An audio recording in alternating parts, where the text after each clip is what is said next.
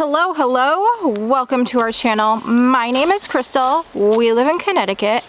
It is October 26th, 2025, and I am going to be harvesting our sweet potatoes today. But first, fruit trees. Last weekend, Steve and I went around and we fertilized all the fruit trees using the Espoma Tree Tone granular fertilizer, and we also mulched using a pine bark mulch. It's the 19th. It is Sunday. It is very late afternoon. It's currently 65 degrees. It's only gonna get down to 52 degrees tonight, so I think it's a good time to do this. And it's gonna rain tomorrow morning. We are going to be using some organic tree tone going around the base of our fruit trees. And then I'm gonna be taking a mulch, a natural mulch. There's no dyes or anything like that, and going a light coating around the base of all the fruit trees. Do this as quickly as possible. So up over on this side we have a few different varieties of apple trees, and then down there we've got cherry, peaches, and pears. And nut. And right over here we have hardy almond trees, and we're going to treat them all the same. We're using the Espoma organic tree tone. Fruit and shade tree food. Which works out pretty good. Normally when you're using tree tone or any kind of granular fertilizer, you really want to work it into the soil.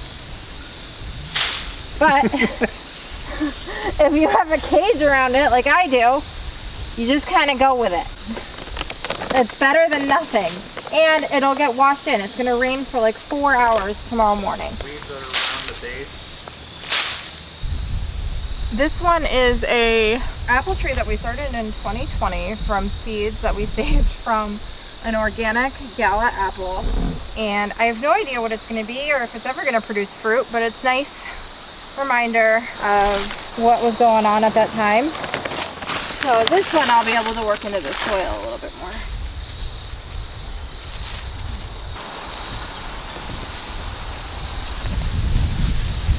Okay, so we just worked that into the soil. Just a little bit of mulch here, just pine bark mulch. It's like $4 a bag. It can add some additional acidity to the soil. I'm not really worried about that. I'm not doing that heavy of a layer. And the other thing with mulching around the base of the trees is we don't want to pile it up on the base. We don't want any moisture retention right at the bottom of the tree. That can cause it to rot or have other problems.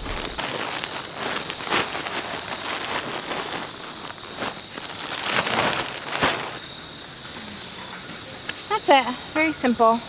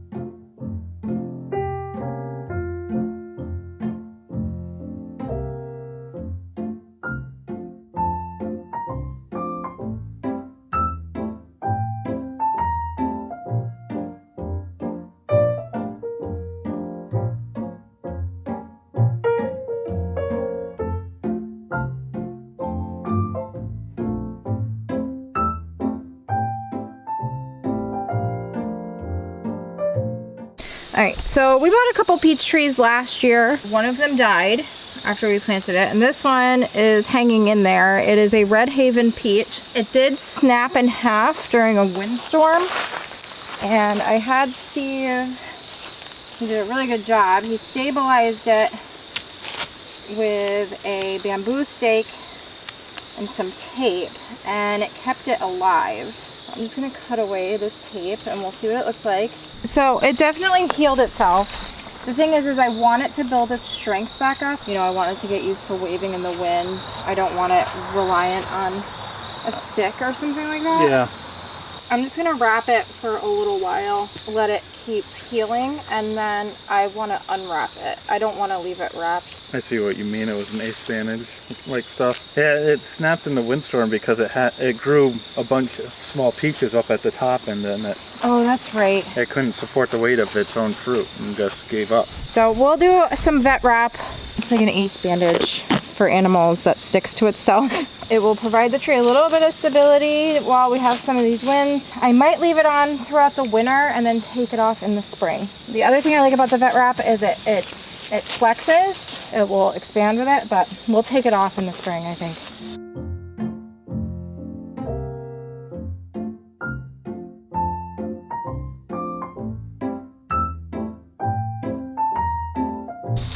And then this one we got this year. Steve picked it up one day after work. It's a Contender Peach.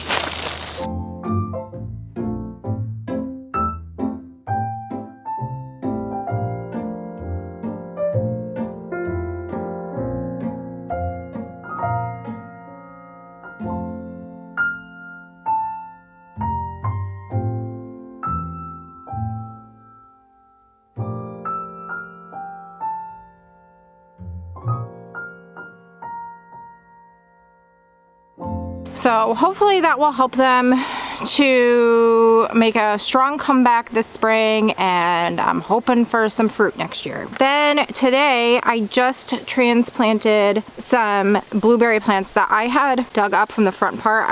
Originally, when I planted the blueberries, I wanted them in just like a big blueberry patch that I was going to protect from birds, like build like a really cool bird cage around, and I had a vision in my head, but it didn't work out that way because the blueberry plants didn't do well.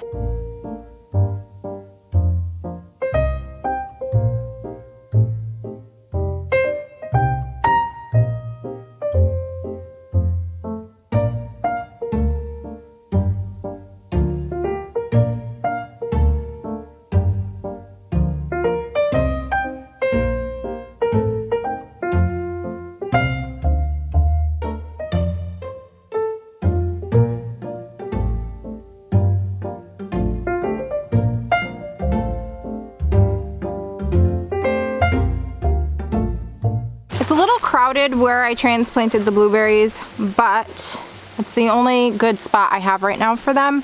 And it's an easy spot, like Steve just pointed out to me, to protect from birds getting them, because I'm able to attach the netting to the deer fence on the outside and the birds can't get to them that way.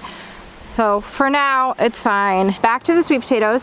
So these are sweet potatoes that I have been growing from the same sweet potatoes that I started in 2020. Originally from store-bought sweet potatoes, organic. I got slips off of them and I planted those. I think it was 2020 or maybe 2021. I don't remember, but all the slips are from the original sweet potatoes that I had grown 4 or 5 years ago. Normally, every year I have been growing them in the same garden bed in the front, but that bed is no longer there. We replaced it earlier this year with an enormous Vago garden bed. We had bought 4 10-in-1 bed kits, and with the pieces that we had left over, we configured like 3 other beds. And so one of those beds here, which is like a 2-foot by 6-foot, I had thrown sweet potatoes in. And that is what we were gonna dig up to see if we have any, because I love sweet potatoes and I love growing them.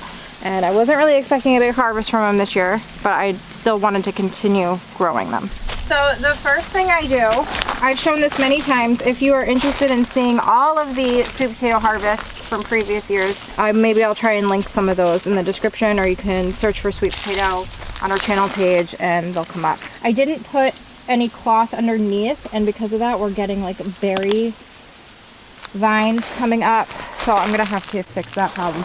But the first thing I do is cut out all of the vines.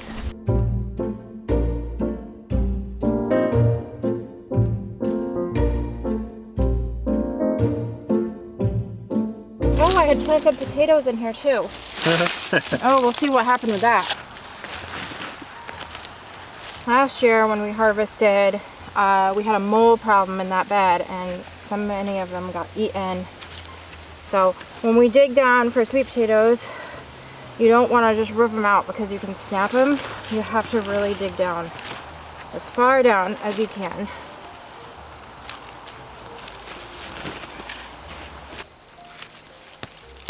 Oh, wow. Look at that, Jacob. None of them ripped. Yeah, it's very important that you loosen the soil around the root so you get most of the root out so it doesn't break off. Awesome. Yep. It's going at it now. Where is one? You gotta feel around. Oh no! What? Oh. Oh! Something got that one. So the next garden bed I build for sweet potatoes, I'm gonna make sure I have Net. a cage. Found one. Oh, wow! It got all of these. See? What got in there? Oh, just more. Yeah.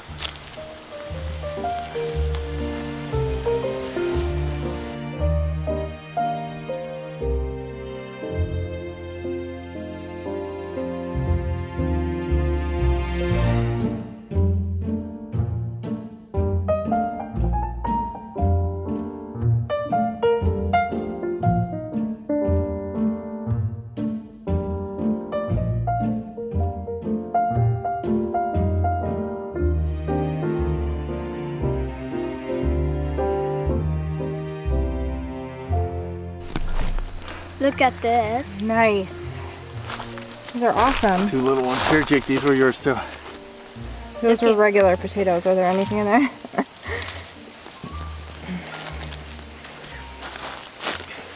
I just had like seed potato that had gone way too long, and I threw them in here in the middle of summer. Little tiny potatoes. There's a bunch of scabby fingerling potatoes, so I'm probably not going to use the soil again for next year for potatoes. Alright, I got a handful of fingerling potatoes, but they're very scabby and yucky. Probably not going to use the soil again to grow potatoes next year. I'll use it to grow something else, maybe beans. I just feel like whenever I grow potatoes and I start to get scab, I notice it repeatedly. I'm gonna try and find a new spot to grow potatoes next year. Maybe I'll have a different bed. Maybe I'll start growing them in buckets. We'll see. I just like to grow potatoes. I never grow enough potatoes to like feed us for a year. That would be a goal long term, but for now I just like to continue practicing growing potatoes. That was the most harvest we got out of the sweet potatoes, was those vines. We just gave them to the chickens though, because they like the vines. Slightly disappointing harvest of sweet potatoes, but I expected it. And same thing with the regular potatoes. I was actually surprised to see any in there at all. I'm gonna have to add it to my list of things that I want to rethink how we're gonna do next year.